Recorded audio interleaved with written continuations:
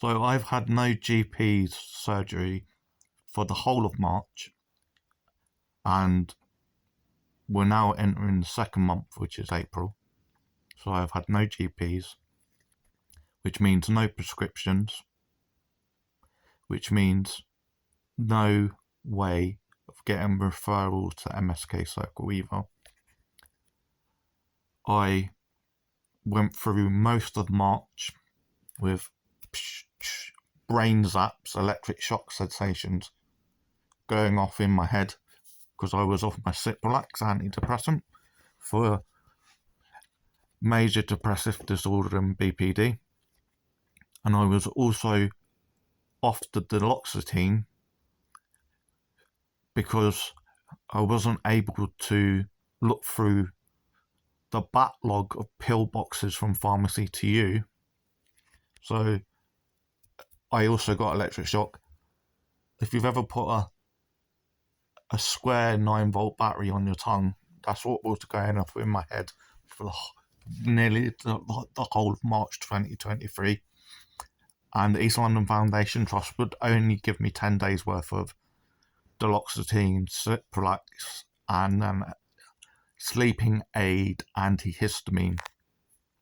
This month, April, I had to use Push Doctor, and I wasn't able to convince them to give me 56 tablets, which would be a whole month's worth of Cipralex Extelopram at taking 2 20-milligram tablets a day, which is 40 milligrams a day. So I've only got 2 weeks this week, so I'm going to have to go back to Push Doctor again. So I later found some duloxetine, thankfully, which I've been taking again for complex renal pain syndrome type 1 and musculoskeletal problems such as mid-carpal instability and wrist instability. I have a surplus of antihistamine that stops my body itching and stops my bladder being irritated. I have pregabalin, and I have found the duloxetine. Yet I am off my pain patches. I'm off my Zappa pain. I'm off a drug that allows the stomach to tolerate ibuprofen more. And I'll soon be out of the Cipralex Extelopram.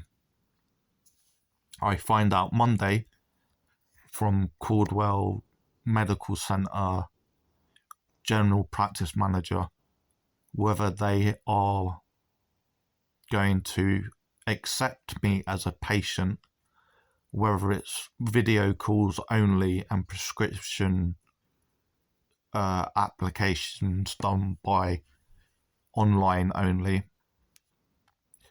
Yet so far, no one is explaining what an NHS restricted scheme is. Was it Goldington that put it in place? Was it Caldwell? Was it NHS England? Whoever it was did not give me March medication, did not give me April medication. I've had to go to expensive costs and stress and lengths. So here in the UK, you can only buy 16 tablets of paracetamol of 500 milligrams per tablet per shop. So in February, March and April, and I wasn't able to get all I needed. Yeah, I roughly got between February and March 224 paracetamol and 168 aspirin, and I managed to get 4 boxes of 32 Paramol. Then my mum's husband got me at least 2 to 3 32 packs of Paramol. Last week, I bought hundreds and hundreds of paracetamol and hundreds of ibuprofen. Oh, that's another drug off as well. And I haven't taken aspirin for a long time. And I've bought some Paramol, but each Paramol tablet over the counter is 21 milligrams less of codeine. So I'm using ibuprofen at 200 milligrams, which is my normal prescription, or 400 milligrams. A combination of paracetamol, just plain paracetamol, Paramol with plain paracetamol, and 7.46 milligrams of dihydrocodeine, and the aspirin, since February, March roughly, when they took me off the Zappapain. I'd been on for 13 years and actually have been on 21 years, but at different dosages, safely, both from kidney, liver and suicidal ideation, and safely from no overdosing, no stockpiling. I am starting to get like a tight chest and a bit wheezy, and I am bleeding more from my back passage because obviously aspirin thins the bloodline, and I think I've got internal piles, and so I'm bleeding more. So if I don't get a GP and I don't get my full medication back,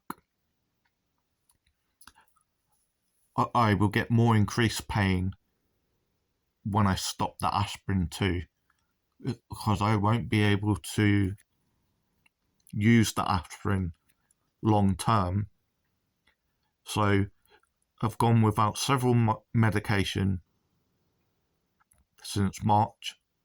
Same for February. No, same for March, same for April.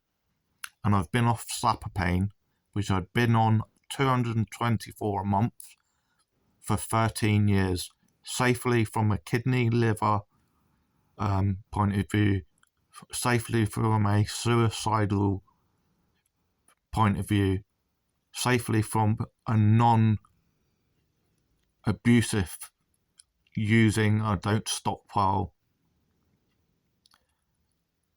I take 6 to 10 a day, or I did, for 13 years. And it was approved by London, approved by Bedford pain specialists. A doctor that spends less than 10 minutes with me, doesn't know 21-year history. I haven't seen a Goldington doctor in 3 years. Judging me by my smell, not washing for 30 days, big beard, a double face mask with a "fuck you Boris" on it, as in Boris Johnson. Maybe my anxiety and my BPD bled through, and my frustration and neglect of Goldington. So I was highly anxious as well. That probably bled through. To incorrectly label me a drug addict without actually doing any research, and without actually consulting my records, and without actually consulting an independent drug review with a pain specialist. And you weren't even my GP, and my new GP I'd never seen in 3 years either. yet she could have consulted with my so-called GP that has at least been prescribing all my drugs for the last 2 to 3 years, from 2020-ish, 2021 to 2023. I don't know, but we're going to find out on Monday. And there should be a system in place that if you discharge a patient that posts a Facebook post saying that Goldington Avenue neglect vulnerable patients like me is not a reason to discharge someone. And it's not a reason to discharge someone as of February, giving them till the 10th of March 2023 to find a new GPs. You should always presume that the backlog and how patients like me may struggle to register with a new GP, both mentally and physically.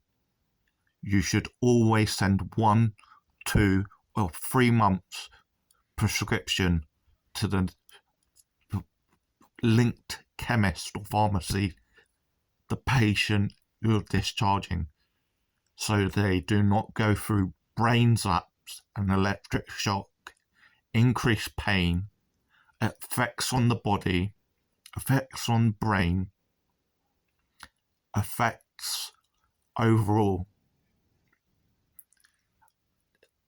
And you already know how strained the NHS is, because there's this thing called the Conservative government.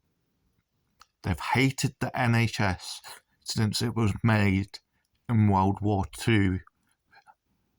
And every time they've been in power, they have deprived it, mocked it, turned the people against doctors and nurses and consultants that strike, that don't have wages.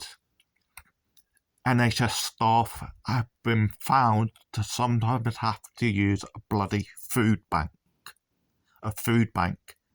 in one of the most richest Western countries. So you should know there is sometimes going to be a major backlog of patients and problems.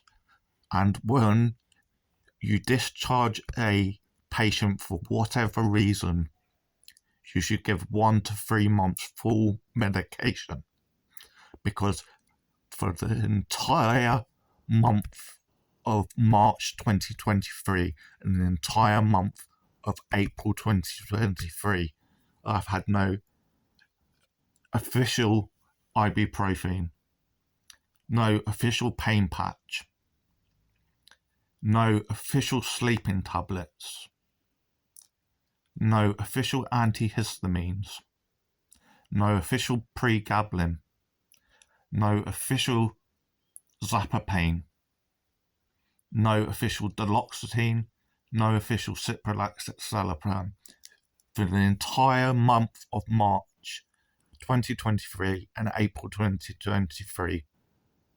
And I've been off my Zapapain thanks to Goldington, Union Street Clinic, Bedford, Goldington, since bloody February 2023. It's affecting my sleep, it's increased my chronic pain, it's even made me do the deepest cut in 21 years.